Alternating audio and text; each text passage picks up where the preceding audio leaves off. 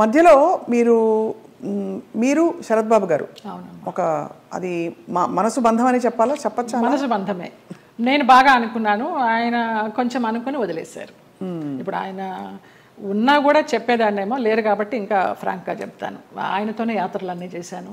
మహానుభావుడు, దేవుడు నాకు ఒక గైడ్ని పంపించాడు అనుకున్నాను, లేకపోతే నేను అన్ని యాత్రలు చేసేదాన్ని. చాలా చాలా మంచి వ్యక్తి, అందులో ఏమీ సందేహం లేదు. ఒకరి రూపాయి తినరు, ఒకరికి పెట్టరు. ఆయన ఫ్యామిలీ వరకు ఆయన చూసుకుంటారు కానివ్వండి, అది లేదు, ఆ గుణం లేదు. ఆ టైంలో మిమ్మల్ని వివాహం చేసుకునే టైంలో కొంతమంది ఇండస్ట్రీ ప్రముఖులే ఆపారు ఆయన్ని, లేకపోతే మీ తెలుసు పెళ్ళయి సెటిల్ అయ్యేవారు కూడా అన్నారు అంట. చాలా ఆలోచనలు చేశాము, ఒక బిడ్డను కూడా కందామని ఆలోచన చేశాము, దానికి అన్ని ప్లానింగ్స్ వేసుకున్నాము. తర్వాత ఆయన ఆలోచిస్తూ ఉంటారు, సంవత్సరాల తరబడి ఆలోచిస్తూ ఉంటారు. ఒక విషయం చెప్తే ఒక 100 రకాలుగా ఆలోచించి, లలిత ఇలా వద్దేమో అలా వద్దేమో, మనం ఎవరన్నా కానీ వాళ్ళు మన ఇద్దరం పోయామనుకో అమ్మాయిని ఆస్తి కోసం ఏమన్నా చేస్తారేమో, ఇలాగంతా కూడా చెప్పేవారు. నేను చాలా ఫ్రాంక్గా ఫస్ట్ టైం చెప్తున్నాను. నేను వాళ్ళ ఫ్యామిలీ మెంబర్స్ నేనేమి లెక్క చేసేది లేదు. వాళ్ళ ఫ్యామిలీ మెంబర్స్లో ఒక తమ్ముడు నాతో చాలా క్లోజ్గా ఉంటాడు, ఒక తమ్ముడు ఫ్యామిలీ. ఇప్పుడు కూడా వారి అబ్బాయి మీతో టచ్లో ఉన్నారు ఉన్నాడు అని అంటారు. అంటే పిల్లలాగానే ఎక్కడ మిమ్మల్ని ఒక శత్రువుగా చూడలేదు కుటుంబానికి? లేదు లేదు, కుటుంబానికంటే వారి కుటుంబానికి. వారి కుటుంబంలో ఎవరికి నేను పెద్ద తెలీదు, మా మధ్య ఏం జరిగిందని కూడా ఎవరికి తెలియదు. ఈ తమ్ముడు గారి ఫ్యామిలీకి తప్పించి వాళ్ళకు కూడా అంతంతే పైపైనే. నాకు ఆయనకి పరిచయం ఉందనే తప్పించి కొంచెం డీప్గా వెళ్ళామనేది తెలియదు. మీరు రమాప్రభ గారితో చాలా క్లోజ్ కదా ఒక టైంలో. రమాప్రభ గారు శరత్ బాబు గారిని చాలా విమర్శించేవారు, చాలా ఇంటర్వ్యూలో బహిరంగంగా తిట్టారు. ఎందుకు మీ దృష్టిలో ఎందుకు ఇంత మంచి వ్యక్తి అని మీరు చెప్తున్నారు? మీ మనసుతో చూస్తే అవును కదా, కరెక్ట్ అనిపిస్తుంది. ఎందుకంటే మీరు ఎవరిని అసలు మిమ్మల్ని హాని చేసిన వాళ్ళనే మీరు జడ్జి చేయని వ్యక్తి. అలాంటిది అసలు అంటే మనం ఒకవైపునే విని చెప్పలేము కదా, మరి జడ్జి చేయలేము కదా. మరి అప్పుడు వాళ్ళిద్దరు కలిసి ఉన్న పరిస్థితుల్లో ఏం జరిగిందో అది నేను కూడా చెప్పలేను. కానీ నా వరకు ఆయన చాలా మంచి వ్యక్తి, చాలా మంచి వ్యక్తి. ఏ విషయంలో మీకు నమ్మకం కలిగింది? ఫర్ ఎగ్జాంపుల్, అంటే మీరు చూసిన అనుభవాల్ని బట్టి మనని ఇతను హింసించడు, మన డబ్బులు తీసుకోడు, లేదు వేరే విధంగా వేధించడు, కంట్రోల్ చేయడు, ఇలా రకరకాల కేటగిరీల్లో మనం తిన్న దెబ్బల్ని బట్టి ఆ విషయంలో మనకు నమ్మకం కలుగుతుంది. ఏ విషయంలో మీకు ఒక భరోసా కలిగింది ఆయన? నాకు తెలియదు, నా అంతటి నేనే మామూలుగా బావా బావా అని పిలిచేదాన్ని, వెళ్ళేదాన్ని. రమాప్రభ గారి కోసం అక్కకి ఏమన్నా చేయండి బావా అనేదాన్ని. అక్కకి చాలా చేశానమ్మా, ఇంకా నేను చేయాల్సింది ఏమీ లేదు అనేవారు. అలాగా నేను ఈ గుళ్ళు వెళ్తాను, ఆ గుళ్ళు వెళ్తాను, ఈ పురాణాలు చదువుతానంటే ఆయన దగ్గర కూర్చుంటే గంటలు గంటలు అలాగా టైం పాస్ అయిపోయేది.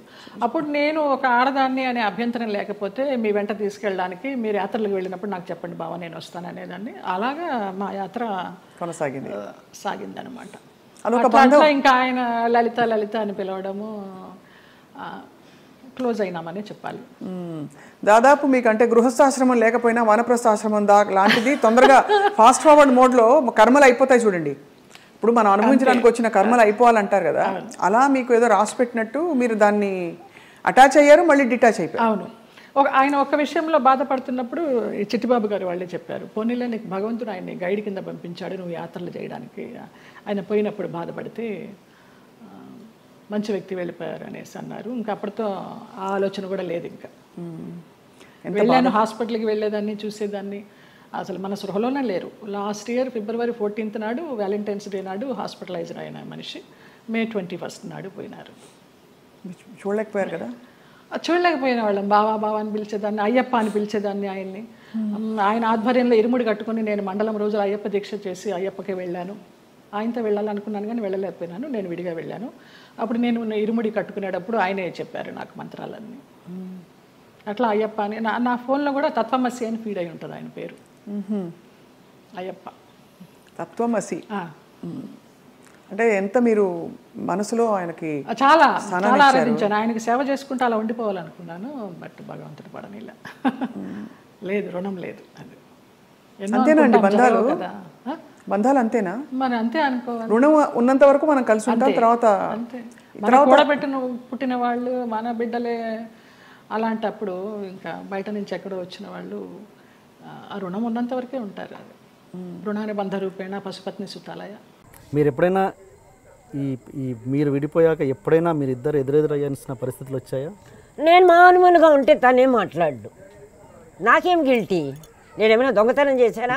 ఏమైనా తీసుకొచ్చానా? ఎప్పుడైనా ఎదురయ్యారా? చాలాసార్లు. ఏంటి అప్పుడు మీ ఇద్దరు రియాక్షన్?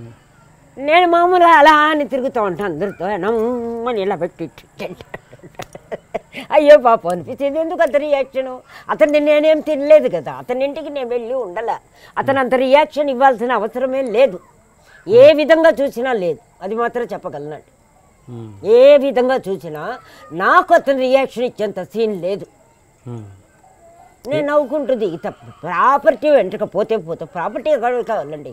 మనిషి కుళ్ళిపోయి చచ్చిపోతే కూడా బయట దిక్కు లేనప్పుడు ఆ ప్రాపర్టీ ఎందుకండి? అందుకని ప్రాపర్టీ మెటీరియల్ తీసేస్తే నాకేం గిల్టీ లేదు. నేను అంతకుముందే సినిమా దాన్నండి. నేను 13-14 ఏళ్ళకే సినిమా దాన్ని. నాకెందుకు ఉంటుంది గిల్టీ? నన్ను చూసి నువ్వు సీరియస్గా మొహం పెట్టడం ఏంటని నవ్వుతాను, కామెడీగా ఉంటుంది నాకు. అది నేను పెట్టాలి.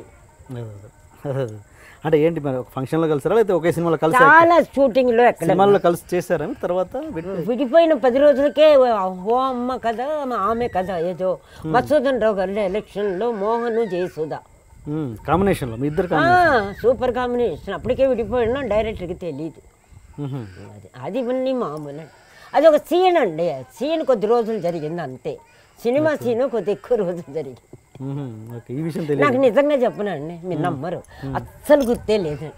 ప్రామిస్గా నమ్మాలి. ఇలా ప్రామిస్ అక్కర్లే, నాకు గుర్తులేదు. సినిమా చూసినా కూడా ఎప్పుడైనా చూస్తే ఎట్లా కలిసి ఉన్నామా, అసలు మేము ఉన్నామా అని అనిపించింది. ఇది నిజమే, ఇది తప్పేం కాదు. అంటే లోపల లేదు. నాకు గిల్టీ ఉండదండి. గిల్టీ ఏమైనా మర్డర్ చేశానా, వ్రాతలు చేశానా? ఒకవేళ ఏదన్నా చేసి ఉంటే కూడా ఎస్ అంట. నాకుంది అర్హత ఎస్ అనడానికి. నీకేముంది? నేను నీది తినలా. రెండోది, అందరికీ తెలిసిన ఏమంటారు ఓపెన్ కథలు ఉన్నాయి కదండి. ఇప్పుడు నా హిస్టరీ మీకు తెలీదా? సినిమాది పర్సనల్ తెలియతే మీ హిస్టరీ తెలీదా? దీంట్లో అబద్ధం ఎందుకు? అసలు అబద్ధమో నిజమో బాగున్నాం కదా, మళ్ళీ అది వేస్ట్. అది ఏదైనా వర్త్ ఉన్న సబ్జెక్ట్ ఉంటే మాట్లాడినా వర్త్ ఉంటుంది, వర్తే లేని సబ్జెక్ట్ వేస్ట్. ఇప్పుడు సపోజ్ ఎవరిది తప్పు అన్నది పక్కన పెట్టేస్తే, సపోజ్ శరత్ బాబు గారు తను రియలైజ్ అయ్యారనుకున్నా అయ్యి మీ దగ్గర 100% హ్యాపీగా రిసీవ్ చేసుకుంటా. ఎందుకంటే ఇప్పుడు నాకు చెప్పాను కదా, నాకు లింగభేదమే లేదు. అదొక రిలేషన్ అనుకుంటా అంతే. హ్యాపీగా గర్వంగా ఫీల్ అవుతా. నాకు ఈగో లేదు, కాంప్లెక్స్ లేదు, అటాచ్మెంట్ లేదు, రిటాచ్ లేదు. మీరు వస్తే ఎంతో, నాకు అతను వచ్చినా అంతే. That's all. నాకు లేదు, అవన్నీ దాటిపోయిందండి. మరి ఆ ప్రాప్తం వచ్చింది, ప్రాప్తం రిలీజ్ అయ్యారు, థ్యాంక్స్ బాబా అంట. నిజం అది. ముందులాగా అట్లా ఏది ఉండదండి, ఏ విషయంలోనూ లేదు. అట్లా అది మీరు అది ఎంగ్లో పెద్ద భాషలో నిర్లుప్త అనుకోండి, లేకపోతే బ్లాంక్నెస్ అనుకోండి, నాకు తెలియదండి. ఏది రావటంలా. లేకపోతే ఇంతసేపు మీతో మాట్లాడినండి నేను. ఐఎమ్ సారీ, నేను మాట్లాడను. బిందమ్మ కాదు, ఎవరు చెప్పినా సరే నేను ఇండివిజువల్. బట్ ఒక ధర్మం, ఒక న్యాయం, చిన్న కర్టసీ అని చెప్పాను రెండు అంతే. మీరు నా మీద చూపిస్తున్న ప్రేమకు కూడా నేను కర్టసీగా ఉంటాను. That's all.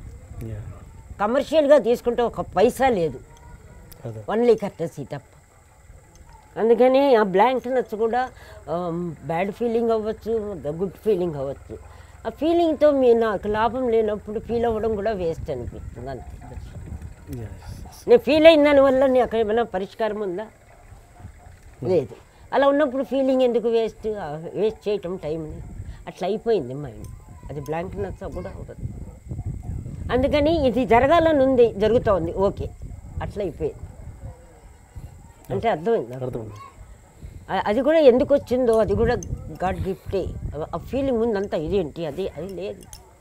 ఓకే అంటే చెప్పగలుగుతున్నా, మాట్లాడుతున్నా, చెప్తున్నా. వచ్చినా హ్యాపీ, మీరు రాకపోయినా హ్యాపీ. అలా అయిపోయింది నా లైఫ్.